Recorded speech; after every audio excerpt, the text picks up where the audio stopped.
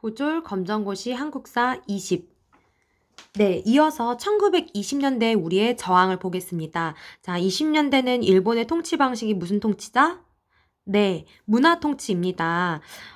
이 근현대 부분이 여러분들이 어려워하는 부분이기 때문에 선생님이 좀 자세히 설명하고 있는데 그래도 열심히 한번 해봅시다. 자, 20년대 문화 통치이기 때문에 오히려 여러 루트를 이용해서 우리나라의 운동이 정말 다양해져요.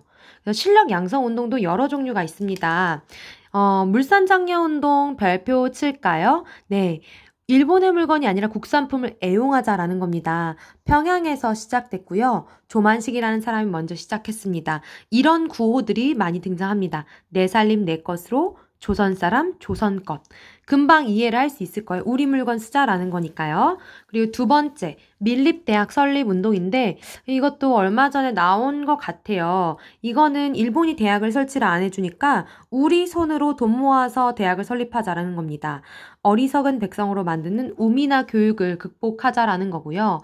이런 구호가 나와요. 한민족 1천만 한 사람이 1원씩.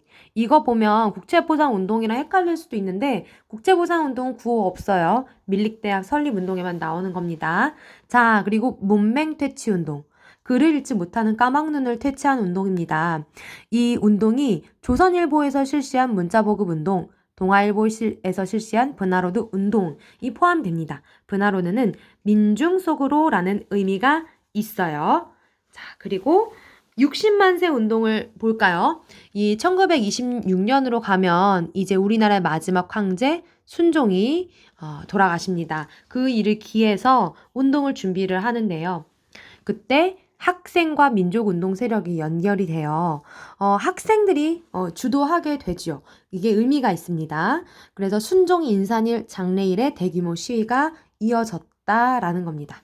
자, 그 다음에 나오는 신간의 너무너무 중요한 단체입니다. 신민회와 이름은 비슷하지만 정말 잘 나와요. 20년대 단체 중에서 아마 1등으로 잘 나올 거예요. 별표를 마구마구 쳐주고요. 신간의 의의는 연대했다라는 거예요. 민족주의자 중에 일본에 타협하지 않는 비타협적 민족주의자와 사회주의를 공부했던 사회주의자가 연대했다라는 거예요. 신간회가 형성될 수 있는 민족주의자와 사회주의자가 연대하자라는 선언이 정우회 선언이라는 것이 있습니다. 이것을 계기로 해서 만들어졌고요. 신간의 강령 예전에 문제로 나온 적이 있어요. 한번 별표 치고 볼까요? 민족의 단결을 공고히 함, 연대하는 거니까요. 그리고 민족의 정치적, 경제적 각성을 촉구함.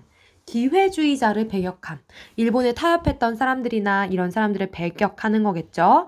그래서 이 신간에는 공개단체였고 많은 활동을 해요. 그 중에서 이 이후에 벌어지는 광주 학생 항일 운동을 지원해 주는 건데요. 그 사태에 대해서 진상조사단을 파견하고 사람들이 좀 더 많이 관심 가질 수 있도록 합니다. 그럼 광주 학생 항일 운동을 볼까요?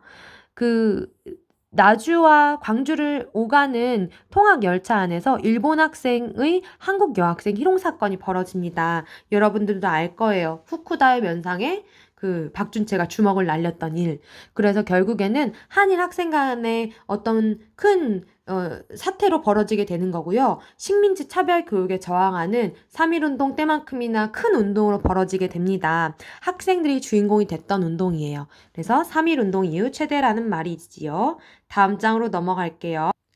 네, 여전히 우린 20년대를 계속하고 있어요. 20년대가 되면 슬슬 우리나라도 무장 독립전쟁에 나가기 시작합니다.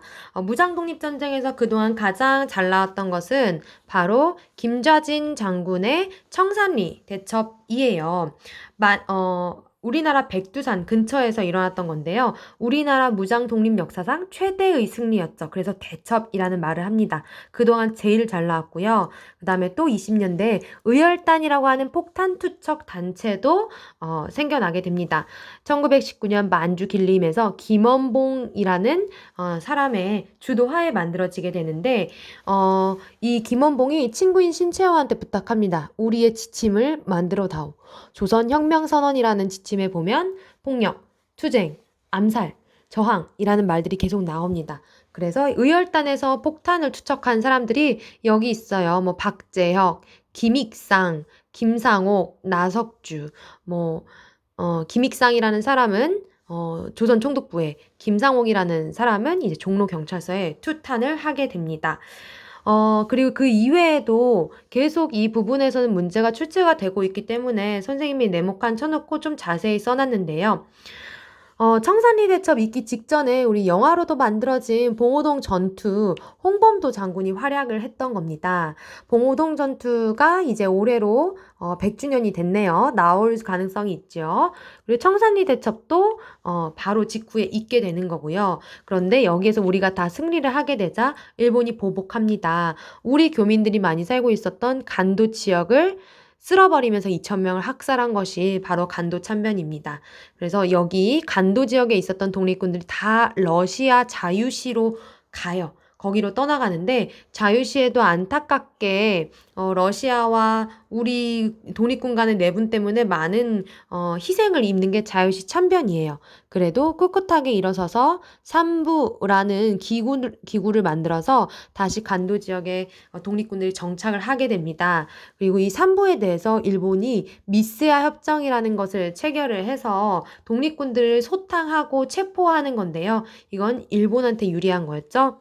자, 이제 30년대로 잠깐 넘어가서 무장투쟁부터 얘기를 하자면 30년대에 이르면 이제 일본에 맞서서 한국과 중국이 연합하는 작전들이 있어요.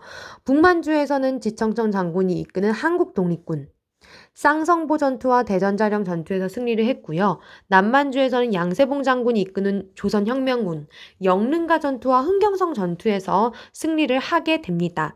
그런데 만약에 그동안 안 나왔던 부분에서 문제가 나온다면 이게 나올 가능성이 조금은 그래도 있는 것 같아요.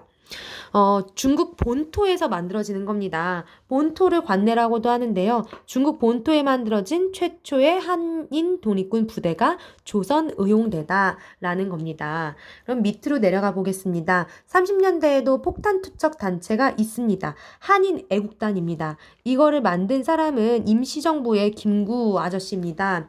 임시정부의 침체를 극복하기 위해서 만들었는데요. 여기서 두 사람을 기억해 봅시다. 이봉창, 도쿄로 가서 일본 천황한테 폭탄을 투척을 시도를 합니다. 윤봉길 그동안 너무 잘 나왔어요. 상하이 홍커 공원에서 폭탄을 투척을 하죠. 물통 폭탄과 도시락 폭탄을 준비해서요. 네, 그동안 잘 나왔고요. 의열단이 앞으로도 나올 수 있을 것 같아요. 한국광복군도 너무 중요합니다. 1940년 충칭 중국 땅에서 창설이 됩니다. 임시정부 산하의 부대였어요. 이것도 김구가 주도를 하는데 했던 역할들이 참 많죠. 영국군을 따라서 인도 미얀마 전선까지 파견이 되었었고요. 물론 연합군의 일원으로 일본에 선전포고를 하기도 합니다. 그리고 마침내는 일본의 패망이 가까웠다라는 걸 알고 미국과 국내 진공 작전을 계획을 해요. 그런데 이거는 실현하지 못합니다. 일본이 항복하는 바람에요.